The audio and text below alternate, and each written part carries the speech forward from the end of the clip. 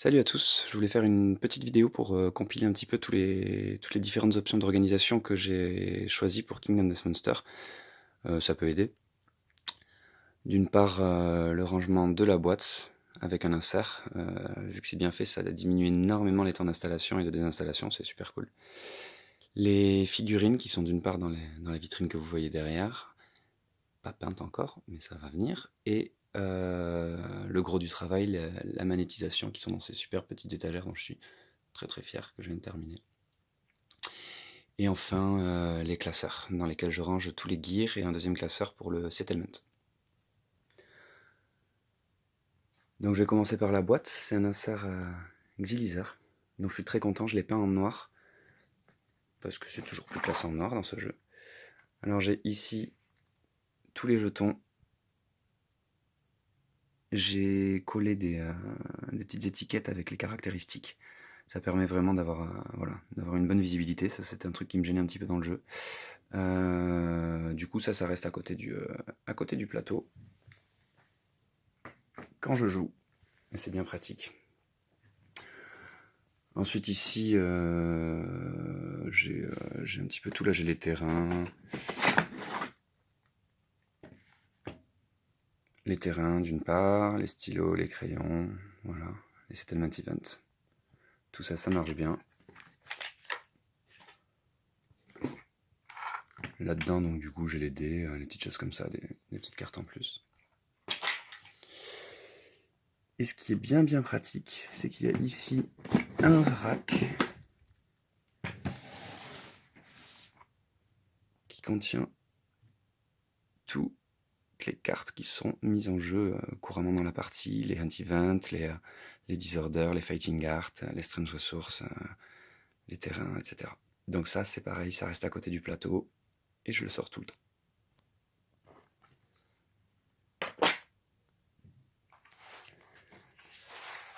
Les classeurs.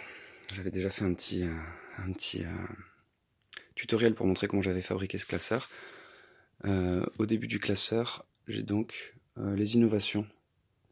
J'y mets les innovations que j'ai effectivement acquises déjà depuis le début de la campagne. Là, je suis à l'année 11, donc je commence à avoir pas mal d'innovations. Et juste après, donc j'ai mis des petits intercalaires pour séparer les choses. Et on va avoir tous les gears avec leur settlement location. J'ai déjà montré tout ça, donc c'est pas la peine que je m'étende. Je vais juste en montrer certains qui se déplient parce qu'ils sont un petit peu plus longs, comme par exemple ici le Catharium, avec le building à gauche, les gears, et l'armure complète. Ça fait une bonne visibilité sur tout ce qu'on a crafté avec le monstre. Les rares gears, je viens de les retravailler un petit peu. J'ai fait une photocopie de chaque pièce pour être sûr ici, quand il manque quelque chose, que elle est bien en jeu et que je ne l'ai pas perdue. Je sais où repart chaque chose. Voilà, c'est une façon d'être un peu plus clair. Et tout à la fin de ce classeur, j'ai les masteries et spécialisations.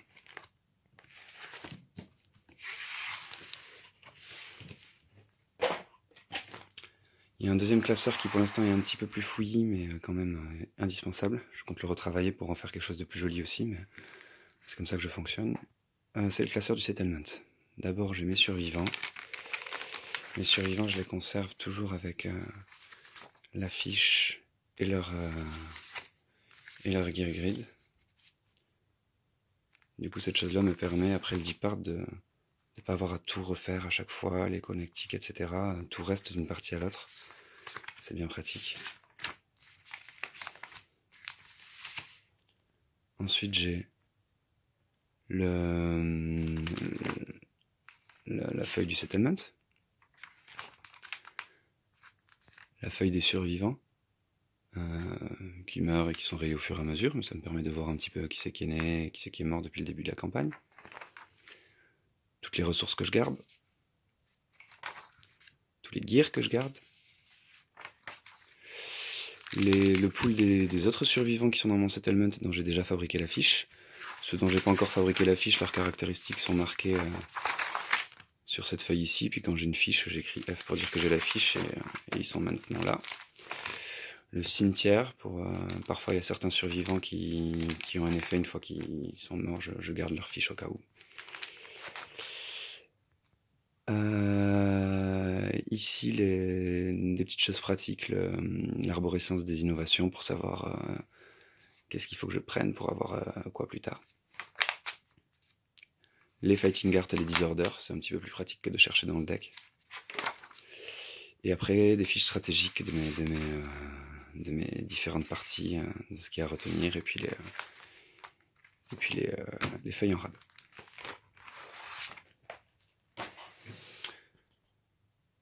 Pour finir les figurines, donc là elles sont pas encore peintes, parce que bon, je travaille beaucoup sur d'autres choses, mais du coup vous voyez au fond à gauche là-bas, dans la vitrine, les grosses figurines, elles sont tellement belles que je n'ai pas envie de les ranger dans une boîte. Et ici, les kits d'armure. Donc comme je disais, j'ai fabriqué ces petites étagères en carton plume que j'ai renforcées et peintes en noir. Elles sont assez classe, ça marche très très bien. Et du coup, en fin de phase de depart, quand j'ai terminé, il me reste plus qu'à prendre mes petites boîtes et à créer mes personnages pour les adapter exactement aux personnages que j'ai actuellement. C'est hyper jouissif, c'est excellent. Ici par exemple, j'ai les Unarmored. À gauche, homme, à droite, femme. Donc ici j'ai déjà un homme en jeu visiblement. Et là la femme elle est toute prête parce qu'en fait vu que j'ai déjà fabriqué une armure de ce type là, d'une partie à l'autre, ben, ça va être un homme ou une femme qui le fait, donc je garde la femme prête comme ça, hop, j'ai plus qu'à ranger ici. Et je m'embête pas. Mais si je veux en fabriquer une nouvelle, c'est extrêmement simple. Hein. Je prends mon personnage. Désolé, c'est un petit peu... C'était pas très très évident. Hein. Je vais essayer de rester clair. Hop. Même avec une main, ça marche bien, parce que vu que c'est super bien aimanté.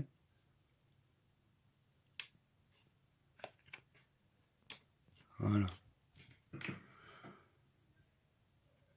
Et dans la partie du haut, j'ai toutes les armes. Main gauche et main droite à chaque fois. C'est pareil pour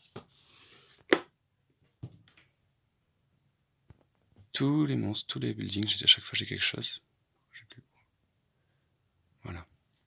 Il y a des options de monétisation un petit peu avancées sur lesquelles j'ai travaillé dernièrement, comme par exemple le Blacksmith, qui était un petit peu plus compliqué, mais j'ai réussi à très bien me débrouiller pour aimanter ces épaulettes là. Hop.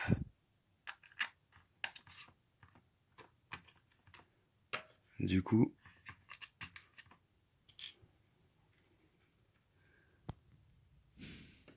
pour l'aimanter, j'enlève l'épaulette, je mets les bras, et je remets l'épaulette par-dessus. Et il n'y a plus qu'à mettre la tête, et on a une jolie armure, lanterne, magnétisée. Voilà.